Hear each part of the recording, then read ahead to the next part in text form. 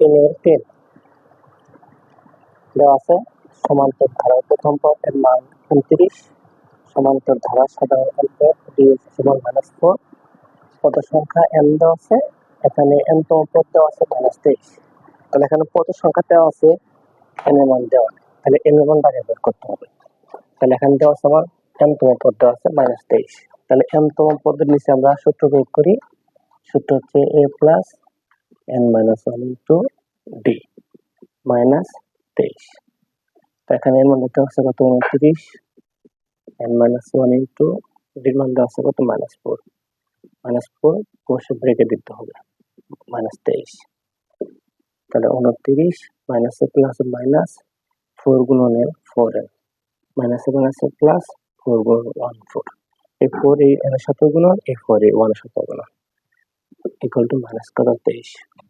তাহলে আমার কন্ডিশন হচ্ছে n এর মানটা দরকার 29 আর 4 যোগ করলে কত 33 মাইনাস কত 4 ইকুয়াল টু -23। -4 এর আমরা প্রথমে নিয়েছিলাম -23 প্লাস 33, এখানে -33 বা -4 ইকুয়াল টু -23 আর -33 যোগ করলে কত আমরা 3 3 যোগ করলে 6, 3 আর 2 যোগ করলে কত 5, মাইনাস মাইনাস 56।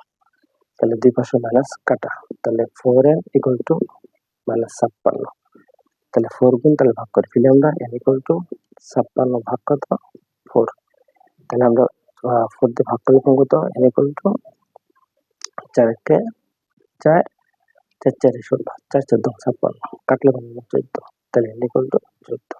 তাহলে পদ সংখ্যা পেলাম কত n এর মান 14। সুতরাং কত পদ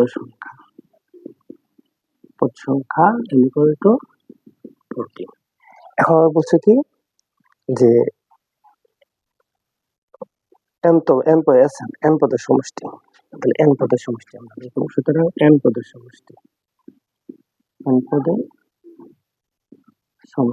সূত্র লিখি আমরা n/2 into 2a plus n minus 1 into d।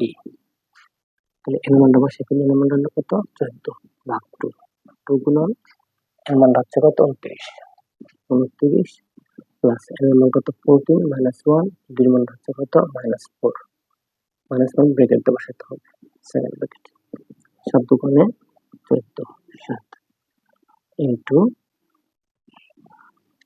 9 দুগুণে 18, 8 হাতে হচ্ছে 1, 2 দুগুণে 4 আর 1 দুগুণে 5, 58। 29 আর 2 গুণ করলে 58, তাহলে প্লাস 14 থেকে উপাধি গুণ করতে 13 -4, সেকেন্ড ব্র্যাকেট 7 ইনটু 58 প্লাস মাইনাসে মাইনাস 13 দিয়ে গুণ করি আমরা 3 4 12, হাতে হচ্ছে 1, 4 1 4 আর 1 কত 5, 4 টাকা কত 52। তাহলে আমরা 7 গুণ 58 থেকে 52 বাদ দিলে পাবো 6, 6 7 কত 42 आंसर। পদ সংখ্যা আমরা n মান পেলাম 14, n পদের সমষ্টি পেলাম কত আমরা 42।